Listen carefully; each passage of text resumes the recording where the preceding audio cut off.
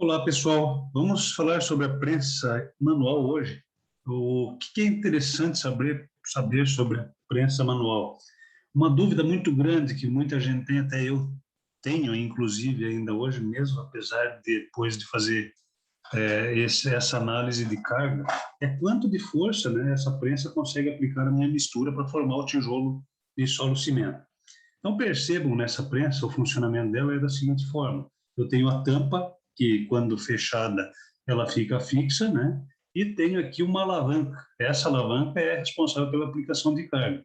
Essa alavanca, ela transmite carga para esse segundo segmento aqui, ó, que vai levantar, então, a parte inferior da câmara de prensagem do teu tijolo contra essa tampa, aplicando uma pressão aí, uma força que vai gerar aí o teu produto, né? Então, dependendo dessa pressão, o teu produto sai bem compactado ou não tanto, né?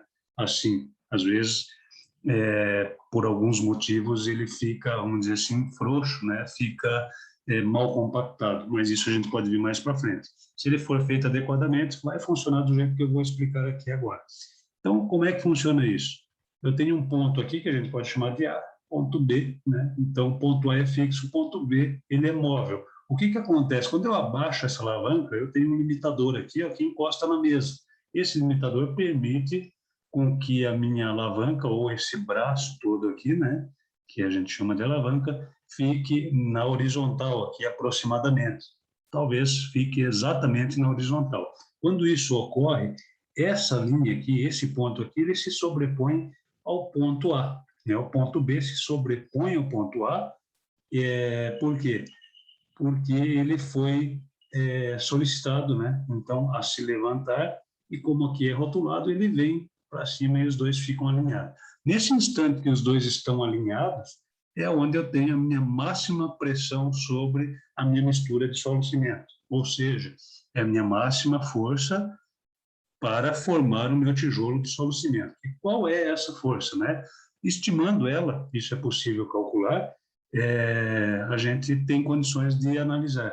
Eu analiso ele geralmente computacionalmente, dá para fazer o cálculo na mão, é bem simples, não é tão complicado assim, porque esse sistema aqui, se você perceber, ele funciona como se fosse uma gangorra, né? Aqui é o ponto do meio e lá fica, então, a ponta da outra parte da gangorra. Então, eu tenho uma gangorra bem comprida aqui para o lado esquerdo e uma parte pequena aqui para o lado direito, né? E aqui no meio fica aquela rótula da gangorra, né? Onde o pessoal gosta de ficar dando impulso e se balançando ali, né? Então, aqui seria o ponto do meio, aqui seria o ponto do lado direito da gangorra e lá seria o ponto do lado esquerdo da gangorra. Tá ok? Como é que funciona isso? Então, vamos lá, para o modelo computacional. Eu tenho aqui uma carga já aplicada, eu vou tirar ela daqui, vou colocar outra carga.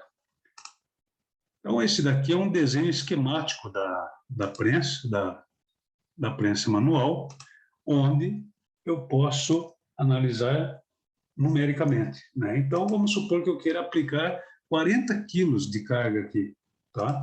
Ele está me dando a força em toneladas, né? Essa força está em toneladas, o aplicativo não me permite colocar em quilo, até facilita para a gente, porque o resultado vai sair em toneladas.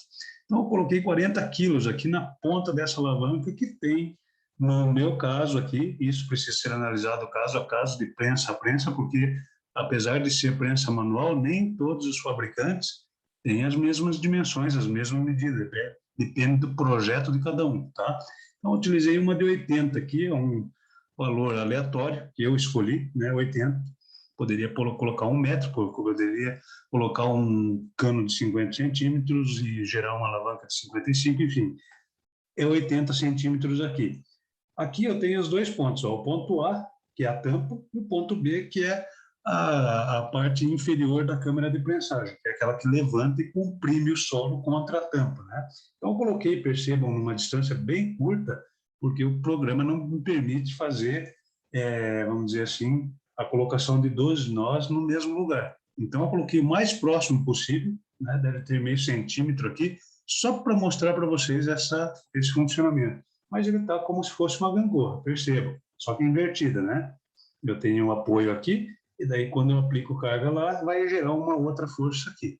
Tá? Então, é dessa forma que funciona. Eu aplico uma carga, ele vai me gerar uma força aqui. Qual é a força que me interessa? É a força de reação da tampa, então é o ponto A.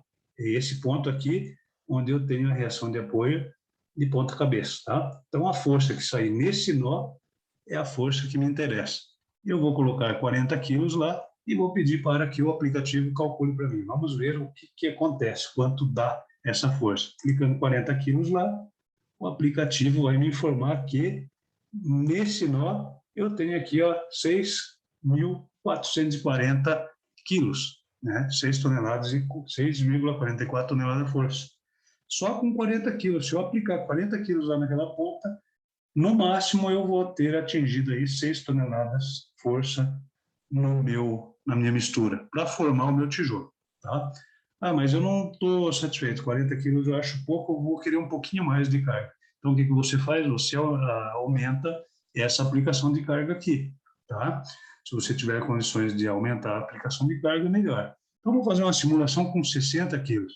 Eu vou pegar, vou alterar aqui, vou colocar para 60 quilos, aplico a carga, quanto que vai dar lá naquele ponto, né? Vou lá, só o cálculo novamente, percebo que agora ele passou para 9,66 toneladas força, quase 10 toneladas, 9.000 quilos, 9.600 quilos, tá?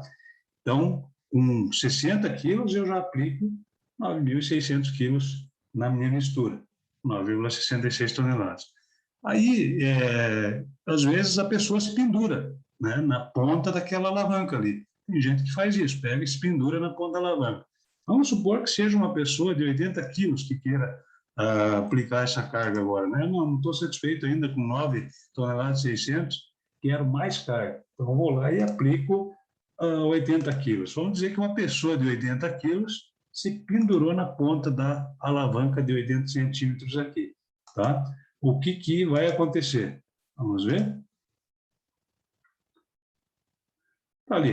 Né? Então, essa carga passa para 12, quase 13 toneladas, 12,88 toneladas de força, 12.880 quilos. Né? Então, uma pessoa de 80 quilos pendurando na ponta de uma barra de 80 centímetros, né? Uma alavanca, no caso, não a barra. A barra ela vai ser menor do que a alavanca, sempre. Né? Porque ela é conectada numa parte da prensa que tem que ser levada em consideração. Então, numa alavanca de 80 centímetros, uma pessoa se pendurando com 80 quilos na ponta dessa barra, para prensar o tijolo, ela vai estar aplicando 13 toneladas, tá ok? Na maioria das vezes, eu acredito que ninguém vai conseguir fazer isso o dia inteiro. Geralmente, é bom trabalhar aqui, nessa faixa aqui. Vamos dizer que alguém aplique metade do seu peso de força na alavanca, né? 40 quilos.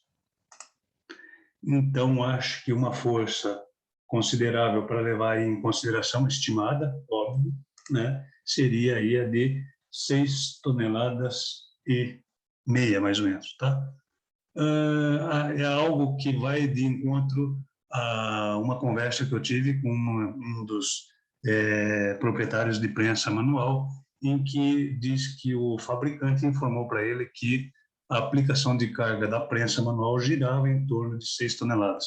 E, então, esse resultado, essa análise computacional aqui, ela confirma isso, né, dessa forma, por meio desse trabalho aqui. Então, é algo muito próximo disso. Você pode variar a aplicação de carga, mas é algo muito próximo. Então, está aqui, 6 toneladas forças aplicadas aí à tua mistura para formar o teu tijolo, tá ok? Saiu um tijolo bom, saiu um tijolo bem feito, né? E você tem condições aí de ter qualidade com ele. Tudo que você tiver de pressão acima disso é vantagem, né? Porque você reduz o número de vazios, com certeza você vai aumentar aí a compacidade ou a compactação do teu material, né? E com certeza ele vai ficar um pouco mais resistente aí para a retirada do molde. Lembrando que o que dá resistência no teu tijolo não é força de compactação, e sim relação ao agostamento. Não dá para confundir as duas coisas. Agora, em relação à compactação de mistura, sim, na hora de você retirar esse tijolo da tua matriz, do teu molde, essa força de compactação ela vai falar muito, né? Então, quanto mais força você aplicar de compactação, mais fácil se torna retirar o teu tijolo da prensa. Então, é uma questão de desforma e não de resistência de produto, né? Não dá para confundir as duas coisas aí, ok? Porque resistência de produto você precisa fazer uma análise de dosagem de materiais. Se você não tem essa dosagem, né, calculada, resolvida, você não tem condições de afirmar que o teu tijolo é bom por causa de uma prensagem maior, ok? Então a gente fica por aqui hoje. Qualquer dúvida, perguntem aí na descrição do vídeo e até o próximo vídeo. Muito obrigado a todos.